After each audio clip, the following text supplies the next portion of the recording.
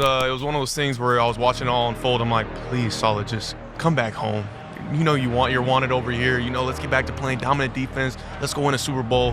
And so obviously we were on the same page, just telepathically. What is it about Saleh that makes you believe you're going to get back to a dominant defense? Well, he's just shown it, right? It's been proven. You know, we got to dominance in 19, making it to the Super Bowl. We obviously didn't surpass the mountaintop, but I think with Coach Saleh, man, he just is so great at teaching, you know, and making sure everything's black and white for the players. But we've shown that we can be a dominant defense under Coach Saleh. Considering it was such a disappointing season for the San Francisco 49ers, the moves they've been making now, this offseason, is everything we could possibly want. So let's talk about them and why they will be such a massive upgrade heading into the 2025 season. So that being said, let's get into it, y'all.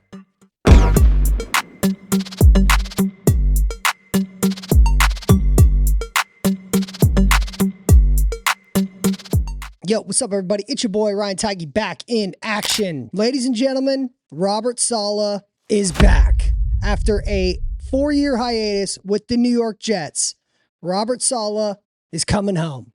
The San Francisco 49ers were able to get it done, and I absolutely love the moves that Kyle Shanahan, John Lynch, the front office has been making, because boy, oh boy, there were some points where I got a little worried about what happened. But before I get into that, I think everybody should just give a round of applause to Mr. Jed York for giving literally all resources John and Kyle need in order to get shit done. If the reports are correct, the 49ers, when they had initial interviews with Robert Saleh, basically their pitch was, we will make you the highest paid defensive coordinator. And so if that's true, Jed York has made it happen time and time again, whether it be through player acquisitions and now coaching acquisitions. This is a new Jed York that I'm absolutely loving. From the rough kind of past that he had as he was moving up the ranks of the 49ers to now, where he's letting the guys do their jobs while also giving them all the available resources, aka moolah, in order to make things happen.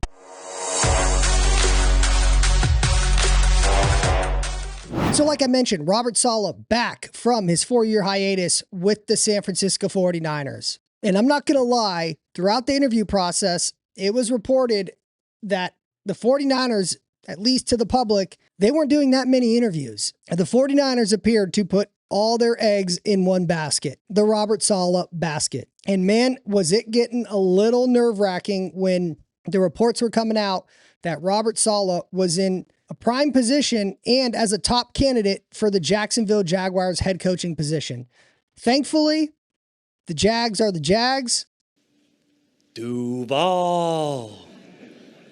Opening the door for the 49ers to complete the transaction and get Robert Saleh home. We need his defensive mind, his defensive cachet back in San Francisco. And thankfully it is, because multiple times I thought the 49ers were fucked and weren't going to get Robert Saleh, especially when you saw all the 49er candidates, defensive coordinator candidates that the 49ers were supposedly interested in if the Robert Saleh situation didn't work out. Well, guys like Jeff Ulbrich, Brandon Allen, those guys got jobs almost immediately, leaving the sole opportunity for the 49ers to get a true top NFL defensive coordinator was in Robert Saleh's hands. So thank you, Jacksonville. Thank you, Tampa Bay, for bringing our guy home. Now, when we take a look at Robert Saleh's time as a head coach in the NFL, obviously, they didn't have the best record. They didn't have a great team, but you do hear a lot of shit coming out of the Jets organization that the owner, Woody, you got to deal with a lot going over there.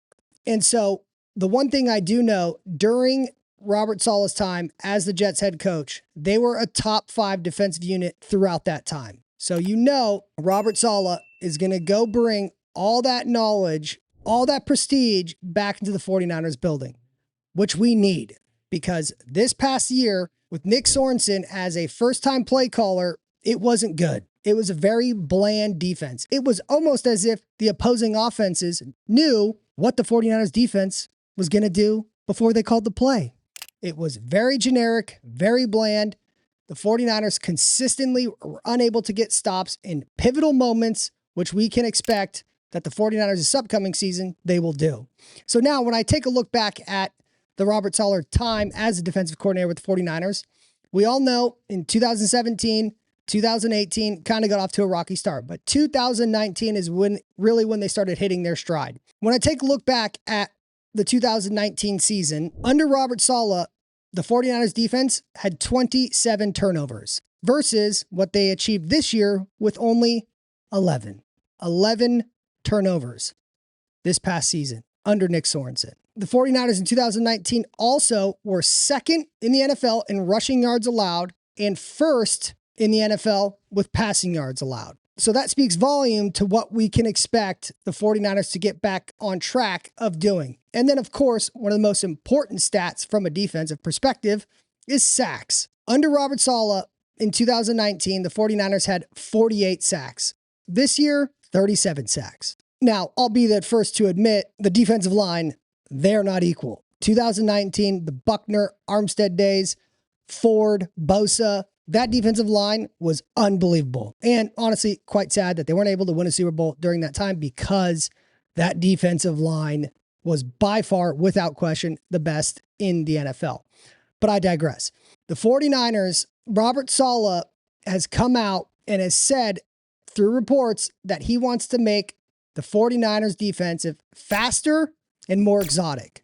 Something we did not see. And you know what this is really going to help as well too? It has a domino effect.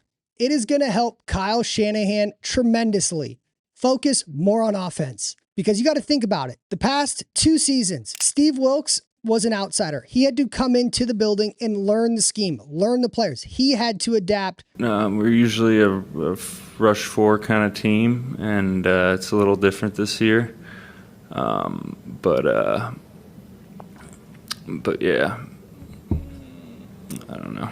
Versus what normally happens when you have a defensive or offensive coach, they have their specific schemes, they bring those schemes with them. So it's a very unique situation that Steve Wilks got brought into, and there was obviously some issues that ended up with big plays against the 49ers in pivotal moments, and it just wasn't a good fit internally. And there's nothing wrong with that. Steve Wilks wasn't a great fit. And then if we just look at last year with Nick Sorensen, first-time play caller. And you could tell his vanilla play calls reflected that. He was basically a timid play caller throughout the entire season. The 49ers did not blitz. They did not give exotic looks, something we just didn't see.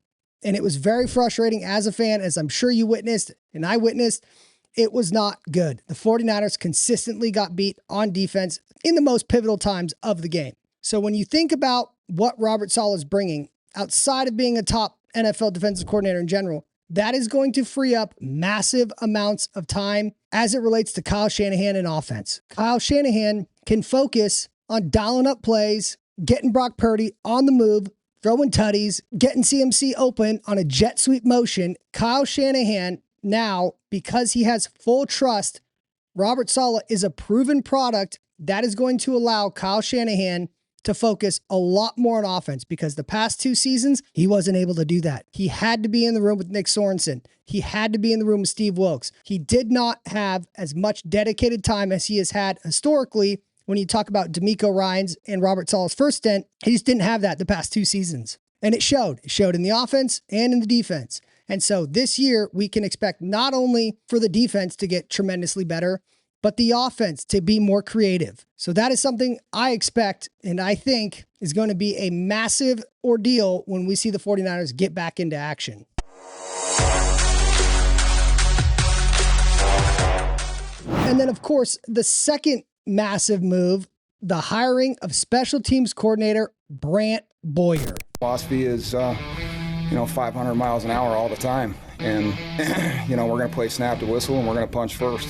Finally, the 49ers and Kyle Shanahan got a respected, proven product, a top special teams coordinator that he brought to San Francisco. He was formerly with the Jets for 6 years, so obviously he worked there while Robert was there, so I'm sure there's some good relationships there. But what we have witnessed from the San Francisco 49ers special teams, basically the entire time Kyle Shanahan has been the head coach, it's been a disaster. It has been the weakest link every single year, minus maybe one of the years where Robbie Gould was unbelievable. But for the most part, the overwhelming theme of the 49ers special teams was disaster. And so bringing Brant Boyer in, a top special teams coordinator, again, not only does that alleviate some of the pain points and issues that Kyle had to face last year, because my God, Brian Schneider, that was an absolute joke. And I get it. Brian Schneider wasn't on the field playing. The players make the plays. But for how many times they fucked up pump blocks, coverages, field goals, you name it, too much of that happened under Schneider's leadership for him in order to continue with the 49ers. And bringing Brant Boyer in, it's an upgrade. In fact, let's take a listen. Pat McAfee recently talked about the 49ers bringing on Brant Boyer as their new special teams coordinator. Brant Boyer was with the Indianapolis Colts during some of Pat's time there as an assistant on the special team side. So let's take a listen to what Pat McAfee, obviously the former punter, had to say about the 49ers bringing in Brant Boyer as a special teams coordinator. Let's take a listen. Him to be their special teams coordinator? Who? Brant Boyer. Yeah, they did. Wow. San Fran? San Fran. Holy shit. Our guy. This guy's a beast. He was at the Jets, and I think even the Jets fans would say there was a lot that went wrong with our team. Our special teams was great. Blocking kicks, taking kicks to the house, throwbacks, you name it. Boyer's a dog. He played in the NFL 13 years as a teamer, I believe, back whenever it was CTE era. And he's wedge buster, this guy, as a teamer. Absolute beast. Stud. Great coach. Players love him because he was a player, and he has that mentality. But he's obviously very good at his gig. So you got Shanahan, Saleh, and Boyer. That is a great setup for the Niners to bounce back. So I think that says it all. You have a former All-Pro, Pro Bowl punter talking about a coach he's played for and what he brings to the table as the 49ers special teams coordinator. The 49ers have their main coaching slots filled, and boy, did they fill it with the best possible candidates that were out there. And I absolutely love it. Because there's one thing we know, the 49ers had a depressing season. They now have a fourth place schedule this upcoming season. So with that, I would expect massive upgrades on every level, on all phases, offense, defense, special teams. And so I just had to jump on here, give my two thoughts, my senses. Obviously the NFL draft is coming up. The 49ers obviously need to address the trenches, O-line, D-line. And one thing that I've seen out there is if history repeats itself, the 49ers most likely at number 11 are going to draft a defensive lineman. It's no question the 49ers, they need a tackle, they need a guard, hell, they need a center. But those players, a premier offensive lineman, are rarely there at number 11. There will be teams before the 49ers pick that are going to take a premier offensive lineman. So most likely, if history repeats itself, I would expect the 49ers to go for a premier pass rusher, whether it's D-end, D-tackle. Obviously, they're going to take the best player available, but we all know the 49ers prioritize defensive linemen, getting to the quarterback, and then, of course, skill players, guy who scores touchdowns. So I'll be curious to see who the 49ers pick with as the NFL draft quickly approaches. And then finally, the Brock Purdy contract. Things are starting to heat up. It was reported, I believe, by Tim Kawakami, a 49ers beat reporter, that the 49ers are looking to do things a little differently with the Brock Purdy contract relative to other contracts from quarterbacks that have been recently signed, i.e. Trevor Lawrence, Justin Herbert. It appears from the sources he spoke to that the 49ers are looking for a contract for Brock Purdy. And when you do a shorter term contract, that means less guaranteed dollars. So I'll be curious to see how Brock Purdy and his agent receive that. Obviously, there's going to be negotiations where they're at the beginning stages, I'm sure, about getting a deal done, but all signs point to it being a non-contentious, non-issue, like we've seen from previous, like Brandon Ayuk, and that the 49ers are able to get this deal done without any major disruptions. So I'll be keeping my eye on that. So I'll video. Make sure you like, comment, subscribe. You know the deal. Hit me up. Peace.